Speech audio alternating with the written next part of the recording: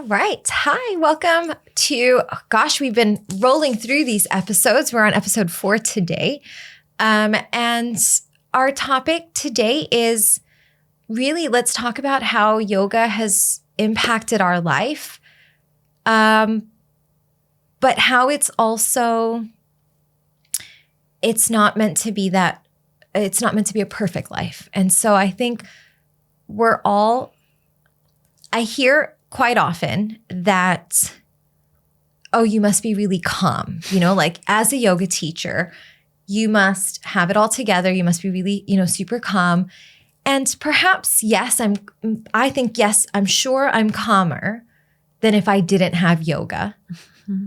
But I'm still a human and I still have triggers and I still have stress levels and juggling a lot of different things. So really, it's definitely a tool and it's only as good as it being used, right? If I'm not using my yoga, if I can't get to class, which is such a risk for yoga teachers that we teach a lot, that we actually don't get a chance to practice as much. It's so true. It's so true, right?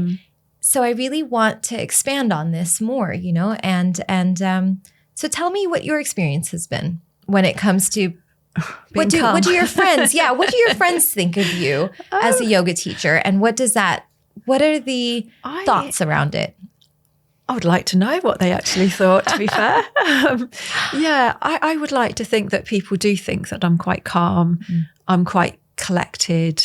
I can rationalize things, which is, to be fair, I do try to be calm and, I do try to be quite level-headed.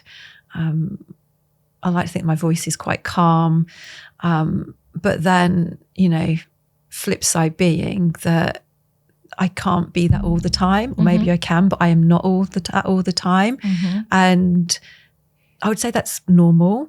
I've raised a couple of boys who are now men, pretty much by myself, mostly having them by myself during the week.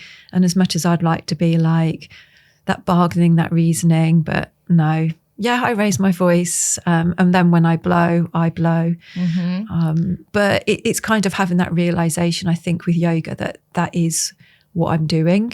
And I was gonna say, there are times where I can actually, probably more so now, a bit later into things, that I can feel things kind of escalating. And I do know, okay, I just need to walk away. Yeah. Not react. Yeah. So I'm not looking for the reaction button. So it is the triggers.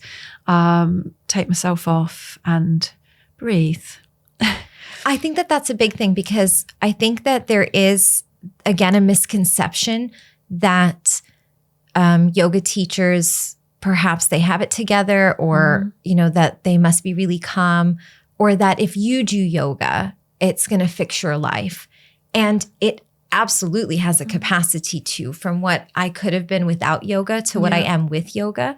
Yeah, definitely. It's incredible. It's, definitely why we're sitting here and why we're doing the work that we do with yoga is because it has had a huge impact. I would say it's definitely enhanced my life. Yeah. And the way that I react to things. But life isn't perfect. And, if you go onto the social medias, life does look pretty perfect. But it's to know that it's okay that it's not. Yeah, exactly that. I don't have the perfect diet. I like to think that I eat well. I eat sensibly. I eat with awareness, where maybe at one time I'd be a bit like, let's not worry about it. But I know now that, food is to energize my body. So, it has educated me on different levels. Doesn't mean that I don't eat junk, because I'm a human being and I love it. Yeah. But it's kind of, I think, just given me a track, something that I can rely on, I guess, to keep me steady. And it's just the build-up of what I've learned during the years. I learned it on the mat, and I've always used to say that it is my magic carpet. It can take me anywhere. My mat's seen me cry, it's seen me laugh, and it's kind of like my safe space. So having that, I think, safety on my mat, giving me a chance just to explore all of the emotions, the good ones, the horrible ones, the super ugly ones, and know that actually it's all okay. And just learning things like breathing and acceptance. So I think taking that into my life, it just gives me something just like an anchor. Yeah, it just draws me back, It's a great word. I think that you're absolutely right. I do think that I make more sensible choices. I think it definitely is. I think I could have been more reactive, but perhaps I'm more sensible in knowing how to respond or how to take that time to breathe so that I can make better choices. Sometimes there's no time to make good choices. So you just quickly make a choice, But yeah, I think that anchor, and again, I want to be careful about not thinking that this is just a teaching thing. It's definitely students on the mat, because actually I learned it all before becoming a yoga teacher. It was being at a studio that I think, again, not just a yoga studio. Let's talk about any kind of fitness membership or fitness place that we belong to. I think it's in the best interest of all of us to learn to eat well if we are working out, or if we're sweating, if we're doing any of those things. So I learned about raw foods because I was in a yoga environment. But if I was in a gym environment, I'm sure I would have heard more about, micros and macros and carbs and protein and things like that.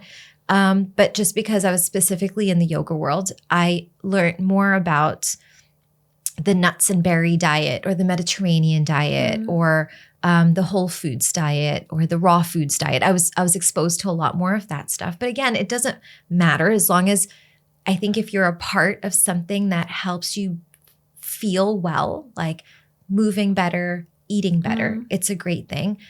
But nothing is perfect. Do you know what I mean? And so as I went through this journey of being a teacher, yes, did I learn more? Did I educate myself more because I was in that program? Yeah, absolutely. Did I apply it right away? No, it's so hard because what you learn and what you've got to do, those are two different things, right? Yeah. But I do think that the more I was in it, the more I was doing yoga, and maybe you'll agree as well, the more I was naturally drinking water, or the more I was doing these things. And I do think that sometimes in some ways going into teaching can take you away from practicing. So before we became teachers. Yeah. Do you have a story on that? I would say I know that I don't drink enough water, but that is something that I'm aware of, where before I might not have been aware of that. Yeah. Have I really fixed it? I'm trying. Yeah. So it is not always what we should be doing or we don't do, but it's kind of like, I know I should be doing it, and I'm working towards it because it's going to be of benefit to me, my body, and my practice. Yeah, absolutely. If you were to practice a lot more hot yoga, though, would you have naturally been drinking more water? Do you know that does that tend to, because we'll go into phases, right? Sometimes I'm doing a lot of hot yoga because I've got time and space to do a lot more. So do you notice just trends and if you're practicing a lot? I know that I need to drink more water. You do, just in general, right? I teach quite a lot of hot. Okay. For what I teach, I know that I need to drink more water. I do think that we are at burnout, though, and we do talk about this in the training program, like in the theory section. I want to make sure that we didn't talk about it in our program, but I wanted our students that graduate to know that we are at high risk, I think, of burnout because it does become a job, right? And I do think that sometimes we can't take care of ourselves as much as we went into it wanting to take care of ourselves. But I just think that that's a truth. And I think that it's okay that that's a truth. And I want to just make sure that our guys that graduate with us, the men and women, just are aware of that. I do think that that's a really good thing to do, is just know that that is something that happens. Do you know? It's just real life and it happens. It is real life. Yeah. But again, it's kind of just realizing something, isn't it? You know, nothing's perfect. Yeah. And I think also as well, there's nights where I get a very overactive mind and doesn't let me sleep. Where before it's kind of like that fighting it, getting up, looking at a screen, really bad thing to do. So now, not always, I just think like, how can I relax? I need to sleep. I sometimes put a yoga nidra on. Yeah. So I put it on my headphones so that it's quiet. Yeah. And actually, even if I'm not sleeping, then at least I'm resting. Yeah, definitely. Yeah. Yeah. Sleep is good. No, I think it's great because it's a tool, you know, and I think it gives us, so again, I think that we're exposed to a lot of things that can help us, but it's not easy to action those things. Totally, you know? But if we are really in a pickle and we really need to act, because our minds are getting really busy because we're yoga teachers in a regular world that also have phones, that we have certain things that we can use that could help us. And I think that, again, that's not just for teachers, it's for people that are learning about yoga now, if they're starting their yoga journey or if they're midway through their journey, or perhaps they are thinking about those next steps of retreats and training. So it just doesn't matter where you are. I think the more tools you have, because I think it's that perception as well. It's like, oh, you're a yoga teacher, you do yoga. It's like, why do you get anxious? Why does your head do that? And it's been like, I don't know. Ask my head. Why do you do that? Yeah. And it's one time I thought I'd left a radiator on at work, and I ended up going back to check at 9:30 at night. And how I process is like, oh, the place could burn down and blah, blah, blah, worst case scenario. And I know it's not, it's not true, but I was like, I need to go. Well, I know other people that be like, oh, I just convinced myself that I turned it off. Where my head is just create stories. And that's a lot of heads. You know? It's a lot of heads. And I think that's probably why we got into this in the first place. Yeah. I think because But I've been doing yoga for a long time. Make it stop. No, I mean, it's true. But I think that there's, I think it's because sometimes we're teaching it more than we can practice it, though. I think that's a reality. I think that, if we are able to drink more water, if we're able to, eat better, if we're able to access that, I do think that it will help. But it is a job, though, right? Like being a yoga teacher, being a part of the yoga studio, being, teaching new teachers, it is work, right? This is our job. This is our career. And we're marking papers. We're on screens. We're evaluating students. Like we're at the studio all day during teacher training, and we're there for them, But it is that realism, though, that we are doing it. We're walking the walk, but we're not perfect. It's not a fix. It's a tool. And like I say, it's my anchor. So I know that this is normal. And I can deal with it. That time, fix the problem. It's only a half-hour drive.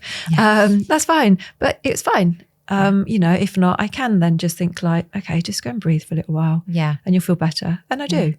So, it's great to have that. I will say, like, one of the biggest things that I feel yoga has done for me is, or what it can do for others, is that, we do have black and white thinking, right? The majority, it's either yes or no. And so yoga, I think it's not just the physical practice now. It's not, okay, so you're on the yoga mat and you are moving and breathing and stretching, and things start to change, just like it did for us. We all, both of us started off just as beginners, not knowing really what the practice was.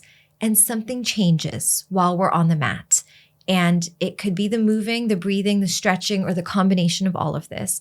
But something starts to change for us, right? And it helps us feel good, right? It helps us feel better.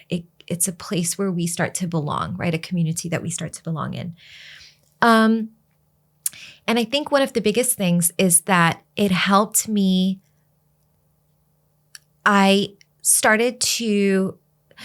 The thing with yoga is that it has a history. So for example, a lot of fitness classes or things like that, the history is as long as we've been doing whatever it is. So if it is gym work, or if it's running, or whatever it is, there's a history to all of that. But yoga comes with books and a philosophy and a history. It's embedded in something bigger, right?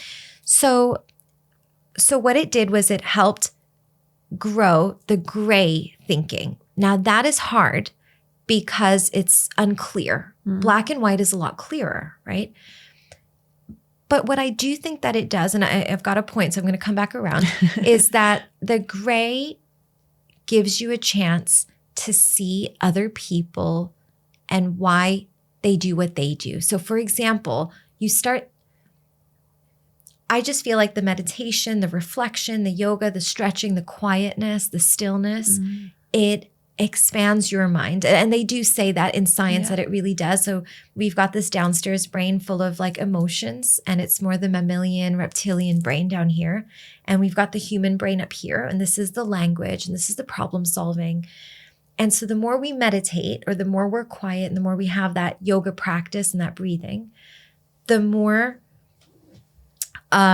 we can see things in different ways. And I think that's what has helped massively for me, is that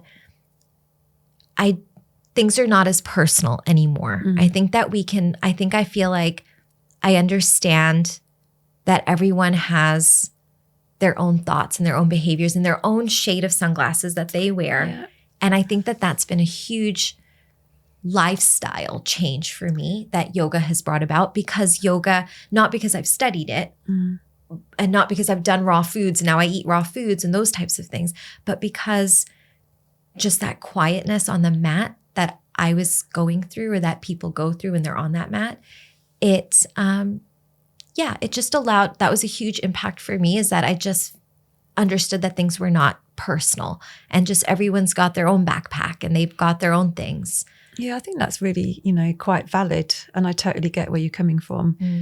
Sometimes people can say like, oh, the person said that to me, it's quite hurtful. And you're kind of like, but, maybe that was their truth. And it's maybe the way that you have interpreted it. And they're kind of like, oh, I hadn't really thought of it like that. I thought it was just meant as kind of like an attack. And it's a bit like, and I think it is that ability then actually to stand back and have a look at a bit of a broader picture. It's helped massively. Yeah. So, they weren't actually being vindictive to you. They've just said something and it wasn't kind of what you thought it was going to be. So you've taken it the wrong way. Yeah. And when you sort of like level it out and they're kind of like, oh, you're right. I think just that ability to step back and reason, I guess. And that's the not reacting, isn't it? Yeah, it really is. Again, we were responding. You're giving yourself time. Like the yoga gives you the breathing, and the breathing gives you the time. And the time gives you the opportunity to think that it's not a quick reaction. It's you're responding to it. I learned this in the, so there's an 8-week MBSR mindfulness course. Okay. My MBSR standing for mindfulness-based stress reduction. I think it's John Kabat-Zinn. He's quite popular for mindfulness. And I remember learning this I was there as a student, I wasn't a teacher. And in session 2, we had to come up with like a scenario in our head. So, she came up with the scenario, the teacher came up with the scenario, and we had to come up with our thoughts to that scenario. So she said, you're walking down the street and you see someone that and you say hi to them, but they don't respond back. What are your thoughts to that? And so you've got to write like, oh, did I do something to them? And people are different. Some of us will feel really bad quickly about ourselves. So we're a little bit quieter and softer naturally. And some people are quite boisterous, and they would just be like, oh, it's their problem, it's not mine. So you can actually have, you've either got predator or prey mindset, right? So of course I'm a softer mindset. So it would be like, oh, what did I do? Did I do something? And then rude. How rude. Exactly that. So you're looking at what is your response. So I thought that was incredible, because again, it's a part of mindfulness, or it's part of this mindfulness course that's taught. And I think that was huge, because it was like, oh, wow, like how many stories do come up in our mind? Do you know what I mean? Like, and so I think, yes, like and it could be something so innocent, and it could be perhaps I did do something, or that they are being rude. Absolutely. Sure.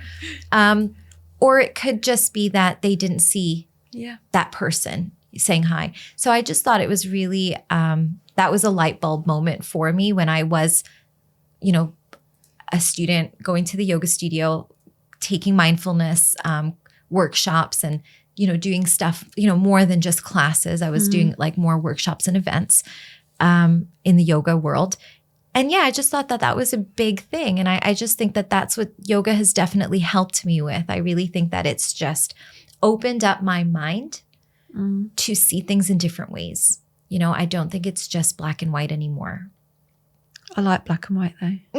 And I mean, I know it's we clear. all know I like black and white. No, I know. And I do think that that's clear. Yeah. But at least in situations where it comes to our mental health, that's hard, right? Like it's either you did something or you didn't, but then actually that third thinking is that actually has nothing to do with you at all. And I think that that's what's missing. And I think that that's what yoga and breathing and mindfulness and meditations and like all that whole little package has definitely helped with, No, I agree. Because it is that being, you're not responsible for other people's emotions, are you?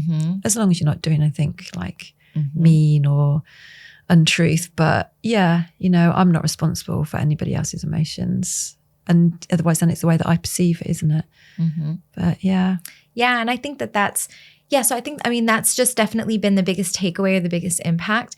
But I do, it is funny because I'll get the same thing. I'll have, people say like, oh, you must be so calm, and I was like, yeah, maybe I'm definitely calmer than I would have been. Yes, I'll definitely say yes, I'm calmer than I would have been. I've learned about calmness, right, through the practice and through teaching. So I've learned about it. But is it easy to do it? Just because I know about it, is it easy to do it? No. I mean, I think that's all of us trying to live our yoga, if that's what we're trying to do, So yeah, I just think that is a big misconception, is that, we're not always calm. Like we're here because we're not calm. Do you know what I mean? That's why we're here in the first place.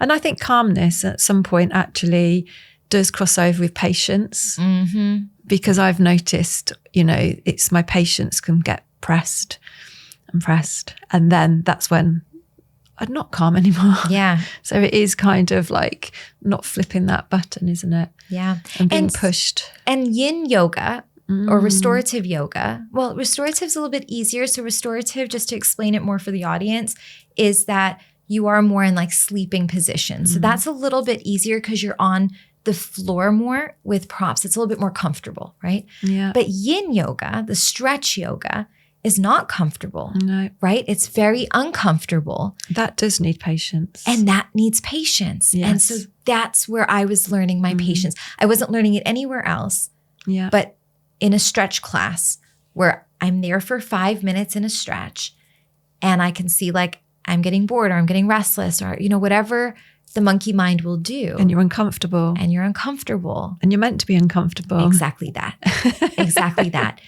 And I really think that that's a big truth, is that, again, coming back to the marketing of yoga, yes, I think it can be really freeing.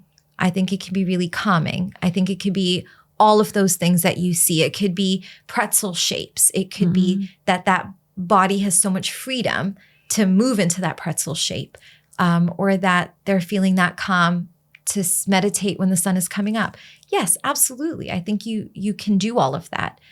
But I do think that, yoga is that you've got to bring it back to real life. And actually, I think it's in the philosophy. So what they had said, well, I say I think, but it's in the philosophy. So what they're saying is that come in when you're, if there's anything that you'd like to add on, but it's this idea where you go to the cave, you'll go to a shal, like an ashram, you'll go to a place and you start meditating in a place that's separate from the world. Great, that's good. Learn it, practice it. But actually the real practice is bringing it back to real life, because how is that fair then if you're not being tested? Does that make sense? So you've got to bring it back to real life. And I think we're always being tested to use the tools. Yeah, like you say, when you're isolated. There's nobody testing your patience. Yeah. No, nobody pulling you this way or that. Life demands aren't there. I think I could meditate in Yeah, in an isolated place. And to be honest, there's a value in retreats. That's the value in retreats, right? Is that I think it's needed. I think until you go on a retreat or you go away, sometimes you can go away, like you've done the teacher training program can be away. So you get the abroad ones for 30 days and things like that. So if you do go on a yoga retreat or a yoga holiday and you're able to meditate, but you're away from your work and you're away from, certain things, I don't think that's an escape. I think that it's an opportunity to learn more, to embed it. Yeah. Do you know? And then it's going to go one of two ways. You come back and you can completely forget it, which is completely normal. Yeah. But I don't think that that's wasted time. I do think that something's changed in us. It's just hard to build it into everyday life. Do you know? It's given you a sample of it though, hasn't it? It has. How you can incorporate it. Yeah. So I think when you're living it, especially if you're there for like a week on a retreat, you get into good habits as well. And it's then up to you, isn't it, to keep those good habits that you can. And some of them aren't achievable because obviously you don't have work and you are away from everyday living. But it is embedding these good things. And then hopefully we start to feel it. Oh, we could get up 10 minutes earlier and we could meditate for 10 minutes, put my phone down for 10 minutes in the morning and meditate. Yeah. So it is just giving us tools, isn't it? And ways to make things change. And the body needs to rest and reset as well.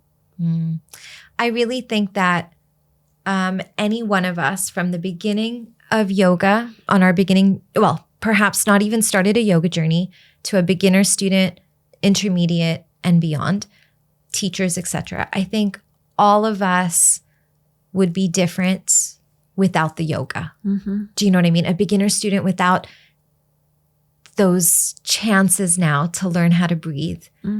I think that we can't measure it. We can't really follow people around to see what they could be and could be without it. Yeah. But I really think that no matter what, even if we're not perfect examples of living it, I think that it's still made such a big difference in people's lives. That sliding door moment, wouldn't it? And it's kind of like, this is where I would have been if I hadn't taken this turning. Yeah, exactly. That would be really quite scary. Exactly. Really scary.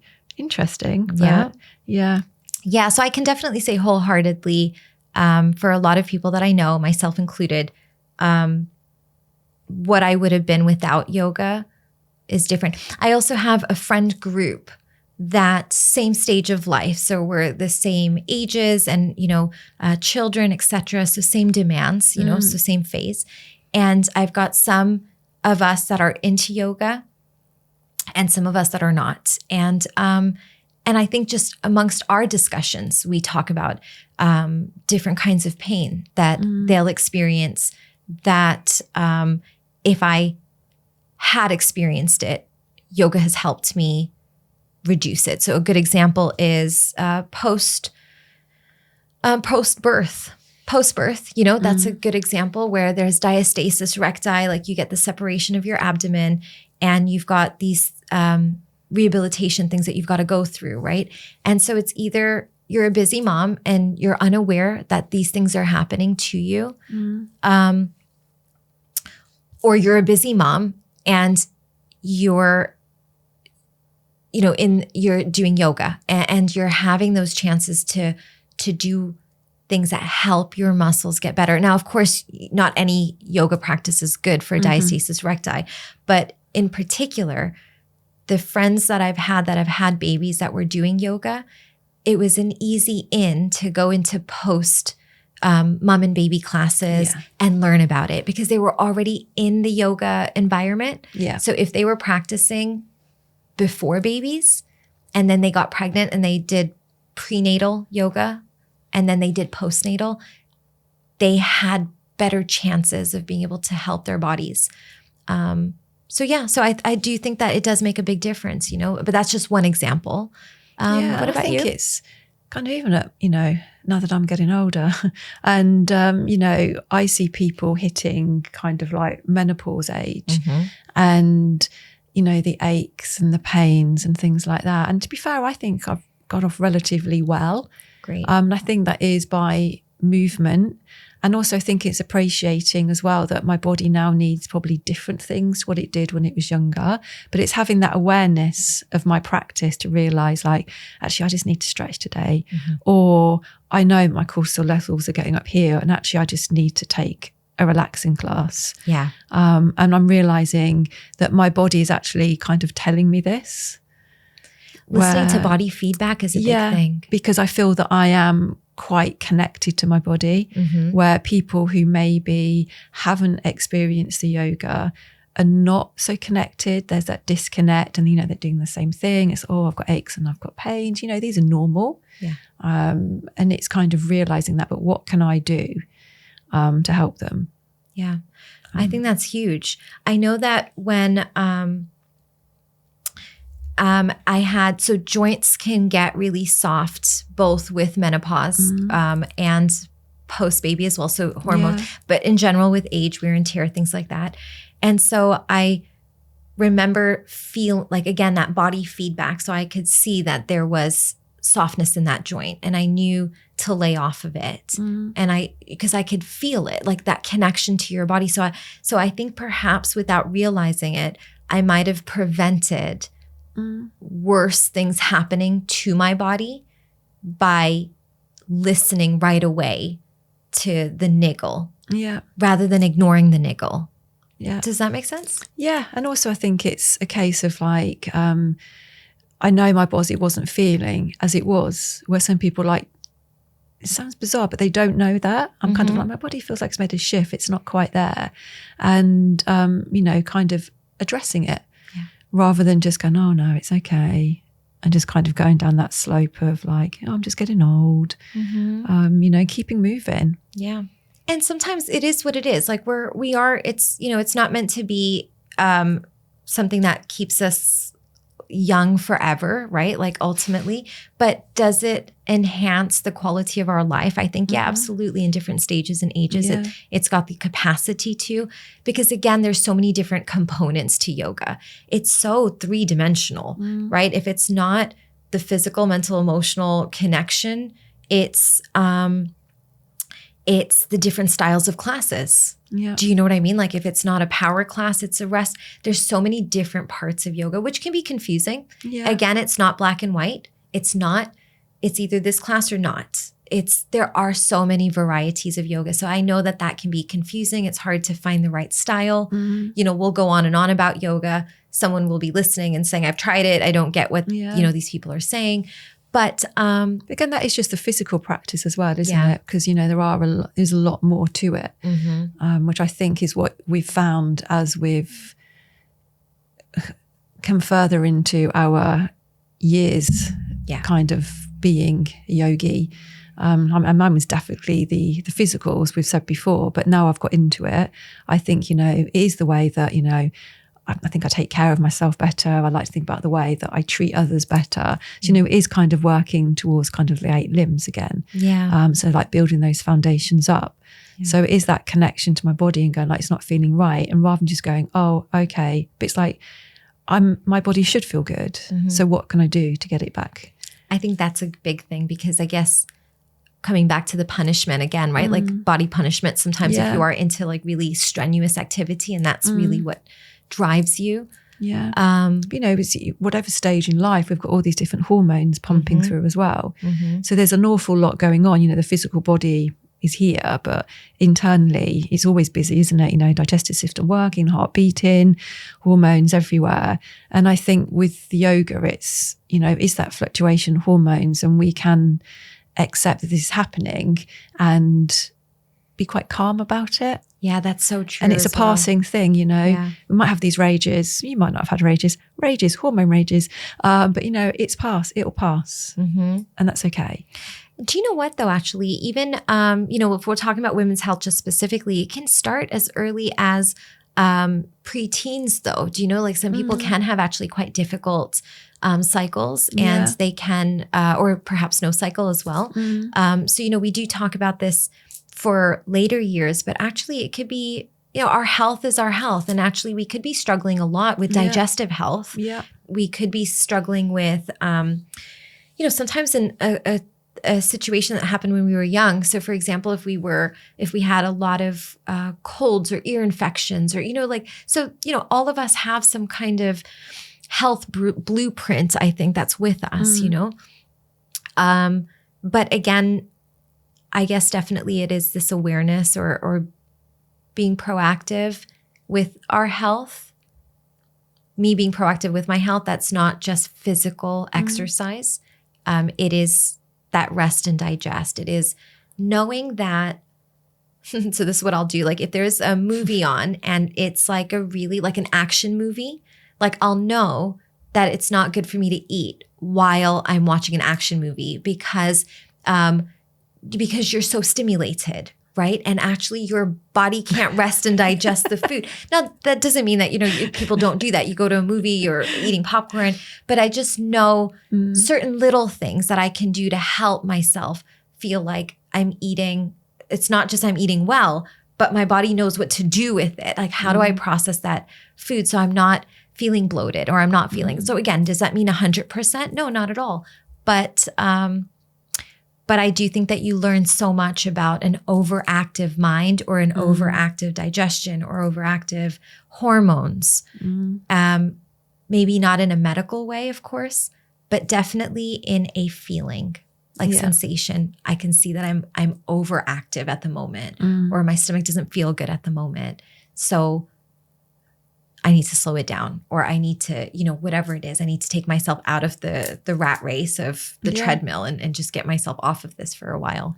So, and that's huge. I don't think we realize how much, even though we'll beat ourselves up as humans for not being perfect, like how much actually the quality of our lives has probably improved. And again, like you said, the sliding door, like you can't see what we could have been without the practice and with the practice. So I really think that there's a lot to be said there. But again, you can say that for anything, right? Yeah. Like you can say that for any kind of physical exercise.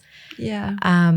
But again, because it is so broad, because yoga is so broad and because there's so much history and philosophy with it, I do think it changes our way of life.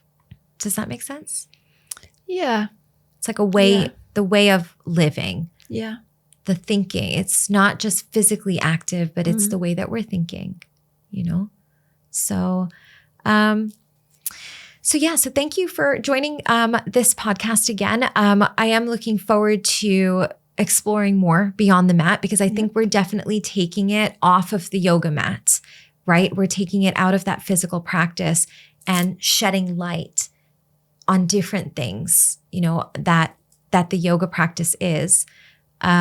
Of course, you'll learn about it more if you're taking those yoga courses or if you're reading more about these things or if you're exploring more with different teachers. But yeah, I really think that there's so much more to it. And I think that for me, it was definitely getting on the mat after learning these things. I think it just made the mat work so much more powerful. So we hope that this is the same for the audience. And of course, if there's any questions or comments, we're happy to always answer and find out more what the audience is listening to or what their questions are or what, their thoughts are. So we can be guided by them as well, for our listeners. Yes, definitely. Yeah. So thank you again for joining. Thank you. We'll see more.